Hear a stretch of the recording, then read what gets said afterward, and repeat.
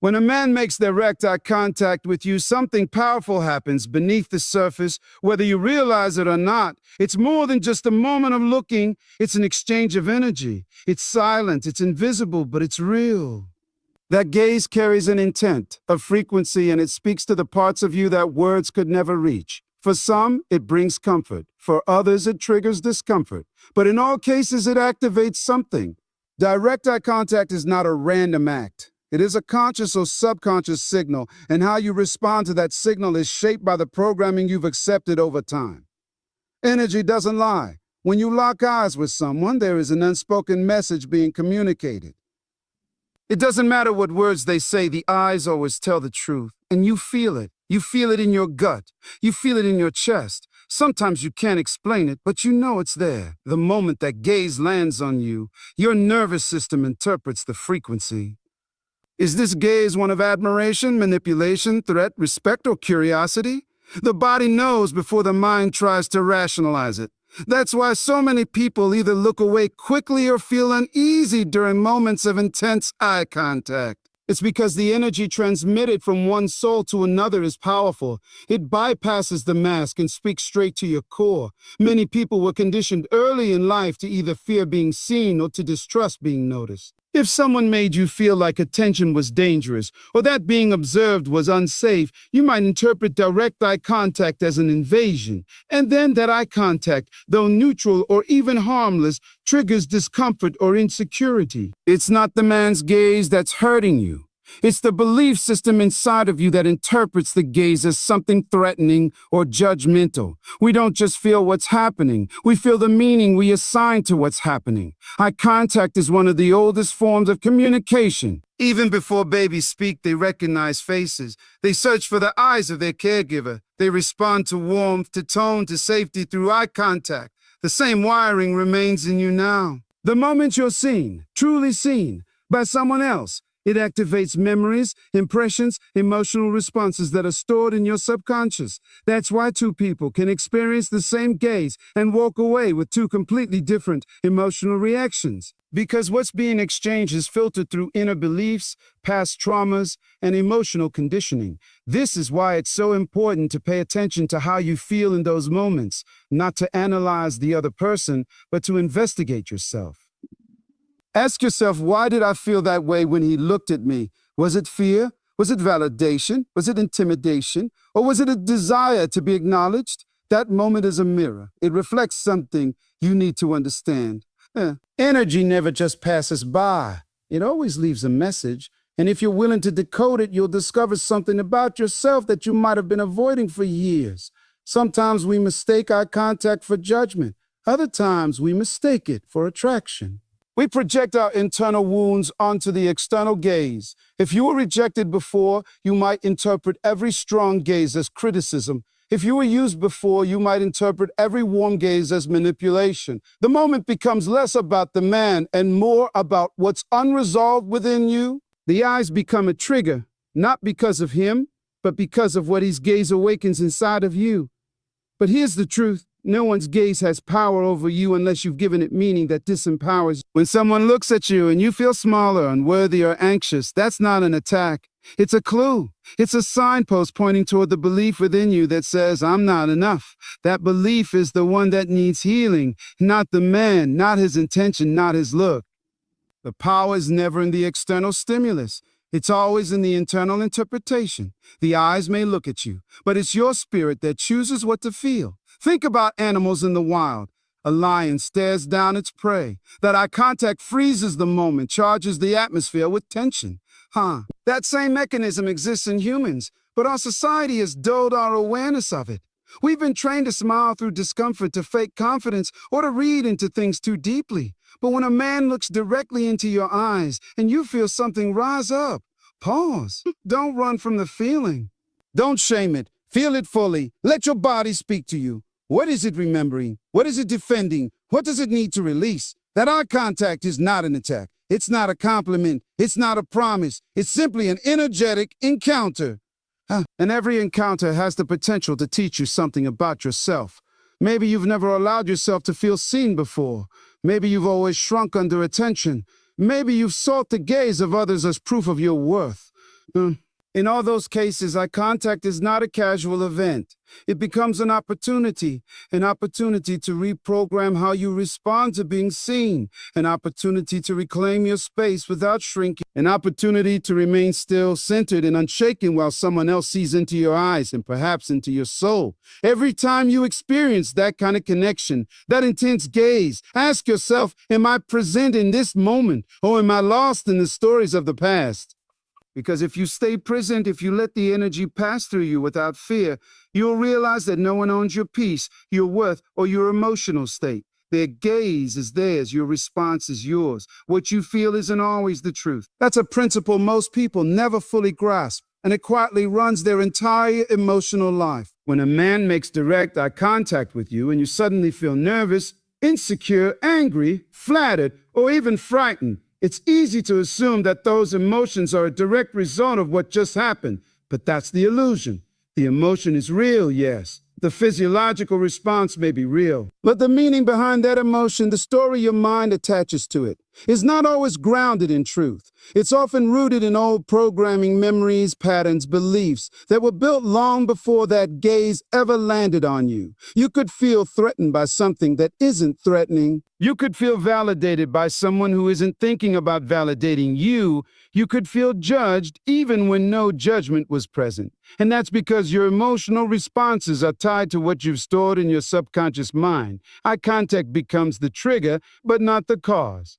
The cause lies much deeper. And if you never investigate that emotional reaction, you'll spend your life being controlled by things that aren't actually happening. The subconscious mind is a record of the past. Every time you were embarrassed, rejected, ignored, made fun of, betrayed, those emotional imprints got stored. Not as just memories, but as beliefs. And those beliefs quietly start writing your story. So now when a man looks at you and your heart races or your stomach tightens, you think, he sees something's wrong with me, or he's going to hurt me, or he wants something from me. But what's really happening is that your nervous system is playing a memory, one you didn't choose to activate, but one that still lives in the background of your emotional code. You may have been taught that a man's attention equals approval. Or maybe you were taught that a man's attention equals danger. Maybe both. So now, when direct eye contact occurs, your emotional system scrambles to decode the moment. But it doesn't always use logic. It uses old definitions. It pulls from the past to make sense of the present. And that is where the distortion begins. It makes you believe that what you feel is truth, when in fact it is memory dressed up as reality. This is where awareness becomes your greatest power. Because when you start to question your emotions, not suppress them, not judge them, but question them, you start to dismantle the lies that have lived inside you for far too long. You begin to notice, every time I feel seen, I also feel exposed.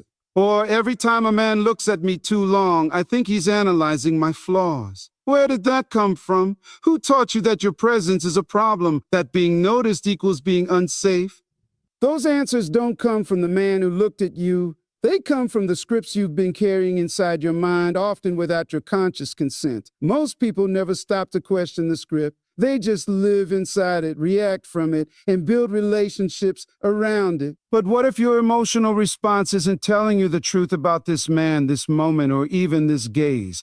What if it's only revealing the unresolved parts of you? That is where true power lives, not in controlling the external moment, but in reclaiming your internal meaning. The truth is, feelings lie all the time. They lie by exaggerating a moment, by echoing an old wound, by masquerading as instinct when they're really fear.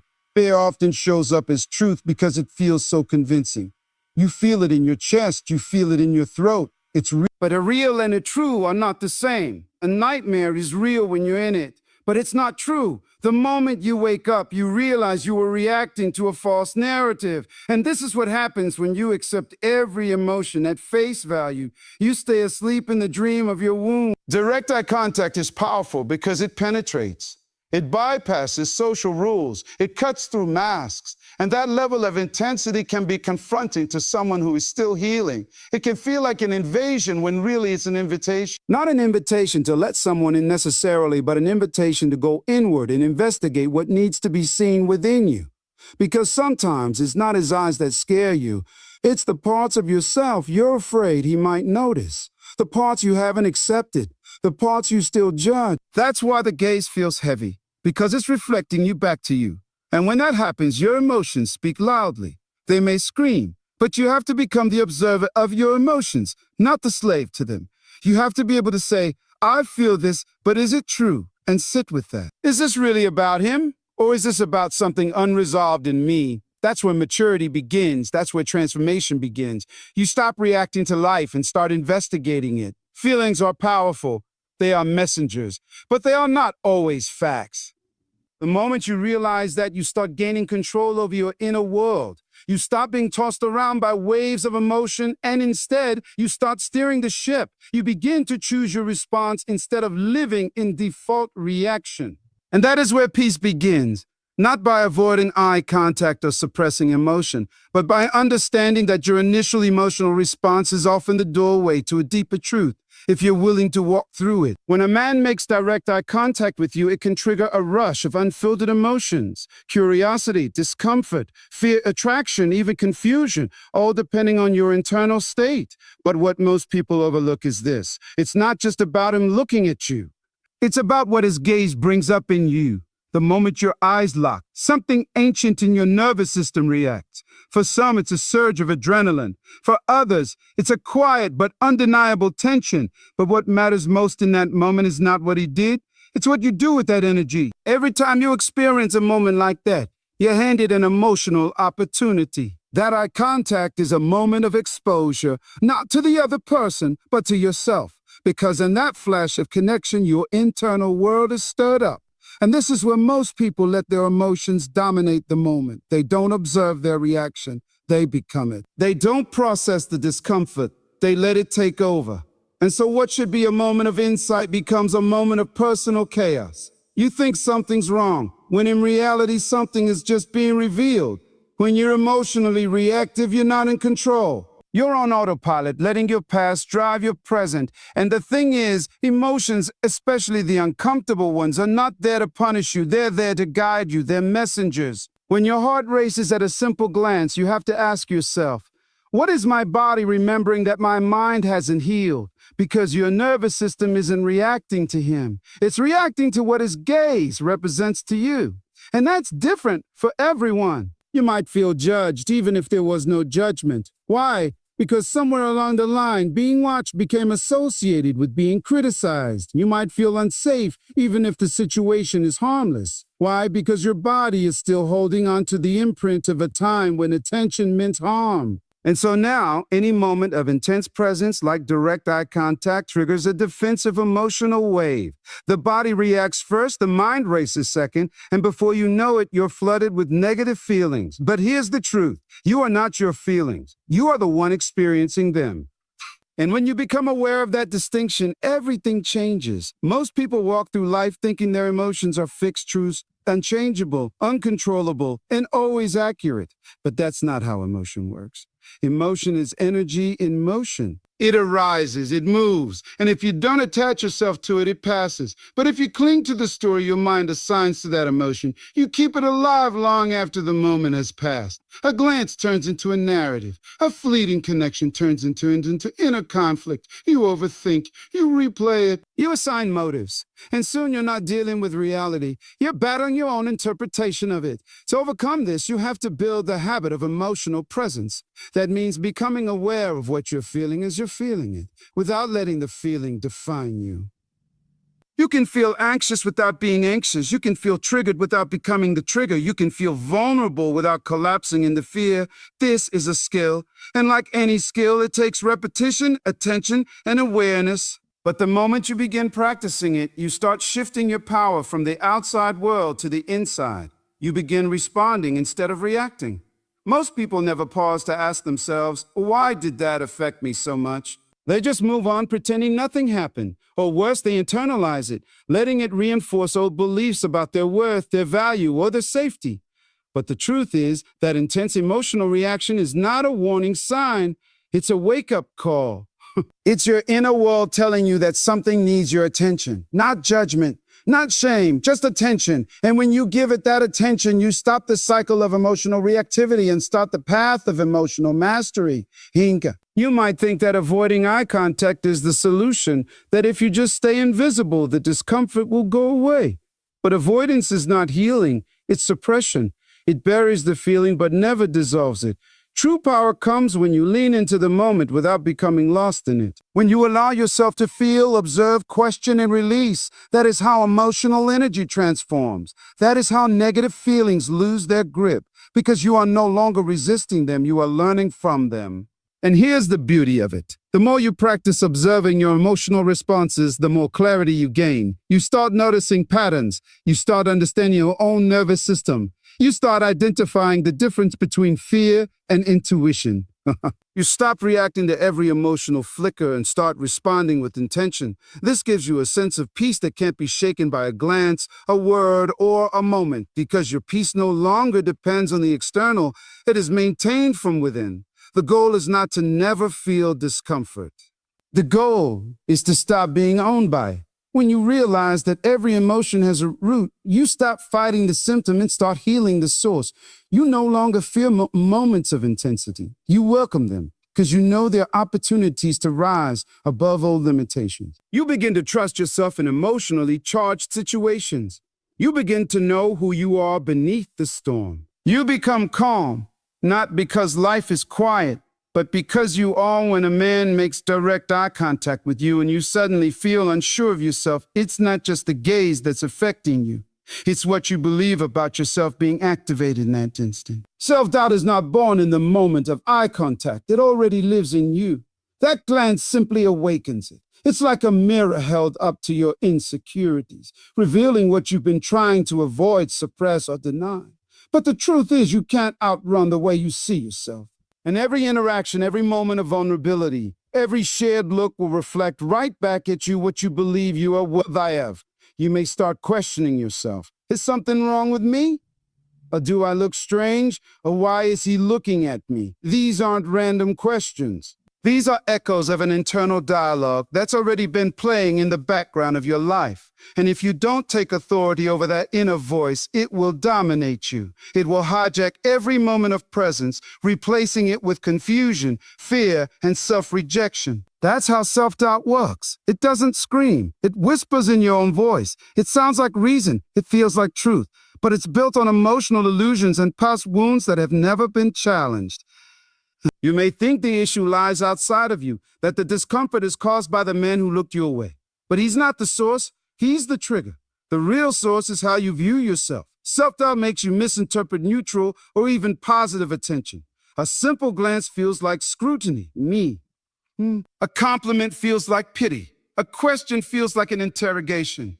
Not because it actually is, but because your mind filters it through unhealed beliefs about your worth.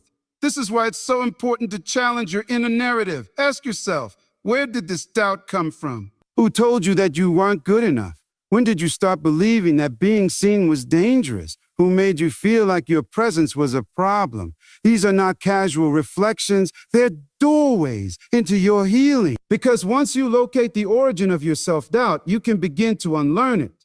You can interrupt the story and choose a different one. You see, self-doubt is not permanent. It's a pattern, and patterns can be reprogrammed, but not through avoidance and not through overcompensating. You don't heal doubt by pretending to be confident. You heal it by facing it, exposing it, and transforming it from within. And that means paying close attention to how you talk to yourself when you feel exposed. Are you kind? Are you patient? Or are you harsh, critical, and cruel in ways no one else would ever be? That's the internal battlefield, and it's silent and visible, but powerful. The moment a man looks you in the eyes and you freeze, shrink, or overthink, that's not weakness, it's a signal. It means your inner foundation needs reinforcement, not because you're broken, but because you're still healed. And you don't need to punish yourself for that. You need to give yourself grace, understanding, space. Because the more compassion you offer yourself in moments of discomfort, the stronger your inner confidence becomes. Confidence isn't loud. It isn't about dominance or trying to be seen. It's the quiet, steady knowing that you are enough no matter who's watching. It's the ability to hold eye contact without attaching a story to it. It's the ability to receive attention without immediately interpreting it through the lens of insecurity. That level of self-trust isn't built overnight. And Kiset. It's built choice by choice, thought by thought. Every time you notice a doubt and choose not to feed it, you're strengthening your foundation. So many people think confidence comes from validation, from compliments, achievements, or the way others respond to them. But that kind of confidence is fragile. It crumbles the moment the applause stops or the attention fades. Real confidence, lasting confidence, is built in solitude. It's forged in the quiet moments when you decide to believe in yourself even when no one else is clapping. It's formed in the mental habits you choose when no one is around to see them. When someone looks at you and your instinct is to doubt your worth, that's when the real work begins. Because that's when you can practice the discipline of self-assurance. You can say to yourself, even if I feel uncomfortable, I am safe. Even if I feel unsure, I am still valuable. Even if I don't know why he looked at me, I don't need a reason to believe in myself. These are not affirmations for show. They are lifelines. Anchors that hold you steady when your emotions want to pull you into a storm. And let's be clear, confidence isn't about always feeling strong. It's about trusting that even in your weakest moments, you are still worthy. That even when the doubt rises, you are still capable. That even when your heart races and your hands shake, you are still allowed to take up space. This kind of internal power doesn't come from pretending you're okay. It comes from knowing that you are allowed to grow, to learn, to stumble, and still be enough. You become unshakable not when life gets easier, but when you stop giving power to every fearful thought. You stop interpreting attention as judgment. You stop assuming that being seen is dangerous. You begin to realize that other people are not measuring your worth. You are. And that means you can choose to stop the measuring game. You can decide that your value is not up for debate, not subject to glances, and not dependent on external reaction. You might feel exposed when someone looks at you directly, but what if you change the meaning of that moment? What if you decided that being seen is not a threat, but an affirmation? What if you trained your mind to interpret that eye contact as a reminder of your visibility, your presence, your dignity? Not because of how he sees you, but because of how you choose to see yourself. That is the power you've had all along. The moment you activate it, everything begins to shift. There's a powerful moment that happens when someone looks directly at you, and you notice your emotional response. Whether you shrink, overthink, or freeze, what's actually happening beneath the surface is the activation of your emotional body. Many people think their reaction is about the person in front of them. But in reality, it's about unresolved energy within them. Your body is an archive.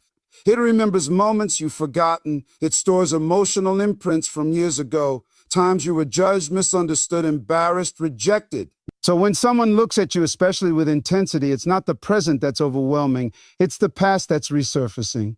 This is why emotional awareness is crucial. Without it, you're at the mercy of your triggers. You'll walk into rooms and feel small without knowing why.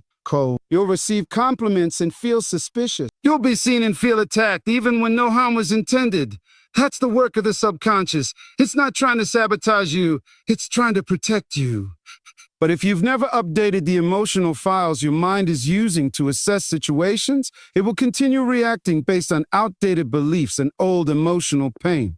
Emotional clarity allows you to respond instead of react. Most people are disconnected from their emotional responses. They feel something in their chest tighten, something in their stomach churn, but they don't pause long enough to ask, what is this really about? When a man locks eyes with you and you suddenly feel anxious, it might not be about him at all. It might be about a time you were made to feel unsafe. A moment when you were criticized for being too visible, too loud, too expressive. You may have been taught that being watched meant being judged, not being appreciated. And unless you reprogram that association, your nervous system will keep sending distress signals even in moments of harmless interaction. So how do you begin the journey of emotional mastery? The first step is observation without judgment. You can't heal what you keep shaming yourself for feeling. When you feel discomfort, instead of trying to escape it or explain it away, just sit with it. Trace the emotion. Ask it questions. Where do you feel it? What memory does it remind you of? What belief is attached to it? You might discover that your fear isn't about the man at all. It's about not feeling good enough, about fearing rejection, about not trusting yourself to be loved as you are. This work requires stillness, silence, introspection. You won't find your truth in the noise of the world. You won't find peace by pretending you're unaffected. Real strength is in understanding what moves you emotionally and why. When you get clear about your emotional patterns, you stop taking everything personally. You stop needing every glance, every interaction, every word to validate you. Because your validation begins to come from your own awareness, your own compassion, your own healing. Another key part of emotional mastery is learning to regulate your nervous system. When you feel triggered, your body goes into fight or flight mode. Your breath shortens, your muscles tense, your thoughts race. You can't think clearly in that state. And if you don't know how to bring yourself back to a calm center, you'll keep reacting to life instead of leading it. So breathe deeply, slowly. Remind yourself that you are safe, that the emotion is valid, but it doesn't have to control you. This is not bypassing the emotion, it's honoring it without letting it take the wheel. The emotional body is intelligent. It communicates through sensations, through tightness, through tears, through sudden silence. If you ignore it, it will keep speaking louder until it overwhelms you. But if you listen with presence and care, it will reveal where you're still holding pain that's ready to be released. And every time you release that pain, you create space. Space for peace, for clarity, for confidence. You start to respond from truth instead of trauma. What's remarkable is that once you begin this process, your external world starts to shift as well. People sense your groundedness. You no longer send out signals of insecurity or fear. You begin to radiate calm authority, not because you never feel emotions, but because you're no longer afraid of them. You're no longer ruled by them. And when someone looks at you with intensity, your first reaction isn't panic, it's curiosity. What does this moment mean? What is it inviting me to see about myself? You also begin to understand that not every emotion needs to be acted on. Just because you feel discomfort doesn't mean something is wrong. Sometimes discomfort is growth and progress. Sometimes it's the stretching of your old limits. Though sometimes it's just the body shedding an outdated identity. So let yourself feel.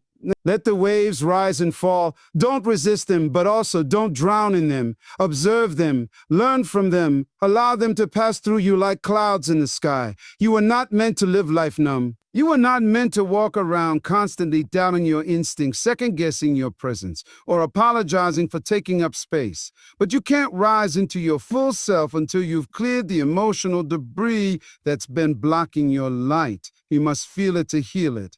And you must choose awareness over avoidance, because every emotion you avoid controls you, but every emotion you face frees you. This is the internal rewiring that builds unshakable strength, emotional intelligence, and inner clarity. You begin to realize that emotions are not weaknesses. They are data. They tell you what you need, where you're hurting, and where you're ready to grow. When you stop fighting your emotional responses and start understanding them, you begin to unlock new levels of power. You no longer fear eye contact, attention, or presence. Because now you know what's yours to carry and what's not. You know the difference between a trigger and a truth. You know that you are not your feeling, you are the awareness that observes them. And that shift changes everything. There is a certain energy that radiates from someone who carries themselves with presence. Not arrogance, not dominance, but quiet, centered confidence. You feel it before they speak. It's in the way they stand, the way they breathe, the way they look at the world, not to judge it, but to see it with clarity. This energy doesn't come from performance or external validation. It comes from inner congruence. It comes from a person who has faced their inner battles and chosen to align their thoughts, emotions, and actions. And that's what building your inner power is all about. Developing the ability to remain calm, clear, and rooted no matter what's happening around you. Most people confuse power with noise. They think if they talk louder, if they dress louder, if they demand attention, they're powerful. But real power is silent. It doesn't need to prove itself. It doesn't chase. It doesn't beg. It simply exists, and it speaks for itself. When a man makes direct eye contact with you and you feel shaken, unsure, or insecure, that's a signal. Not of weakness, but of where your power is still sleeping. It's not that you need to overpower the moment, it's that you need to rise to meet it from within. You build inner power by mastering your response. Life will present you with many faces, some kind, some cruel, some confusing, but your strength is not in controlling those faces. Your strength lies in controlling your energy in their presence. You can't always stop someone from looking at you, from judging you, from trying to provoke a reaction. But you can decide who you become in that moment. Do you shrink or do you stand tall? Do you over-explain or do you breathe and let silence speak for you? Do you crumble under pressure or do you return to your truth? Your truth is the foundation of your inner power, and that truth can only be discovered in solitude. When you spend time with yourself, not scrolling, not escaping, not performing, but truly being with yourself, you begin to access a deeper part of your mind. You learn how you think, you see the patterns that keep showing up, you identify the emotional wounds that are still seeking closure. And most people avoid this silence because they're afraid of what they'll find. But if you want true power, you must walk through that silence because that's where your raw, unpolished self exists. And that self doesn't need permission to shine. Power also comes from discipline. The discipline to choose higher thoughts when the lower ones are tempting. The discipline to respond instead of react. The discipline to walk away from what disturbs your peace, even if it once gave you comfort. You can't build inner power if your life is ruled by your impulses. You must train your emotions the way an athlete trains the muscles, through repetition, through awareness, through intentionality. It's not about perfection, it's about progress. Every moment you resist the urge to fall back into old habits, you gain power. Every time you pause and choose self-respect over temporary pleasure, you gain power. There's also great strength in restraint. The world often teaches us that we need to fight every battle, speak every thought, win every argument. But sometimes the most powerful thing you can do is not react, not because you're weak, but because you know your energy is too valuable to waste. Silence becomes your shield. Stillness becomes your weapon. When someone tries to provoke you and you respond with peace, you show them that their chaos has no access to your calm. That is power. Another critical aspect of inner strength is emotional independence. And so many people walk through life seeking others to complete them, validate them, or rescue them from their insecurities. But the moment you hand someone else the key to your emotional state, you give away your power. Inner strength means you can be in a room full of people and still feel whole. You can be looked at, talked about, or misunderstood, and still choose peace over panic.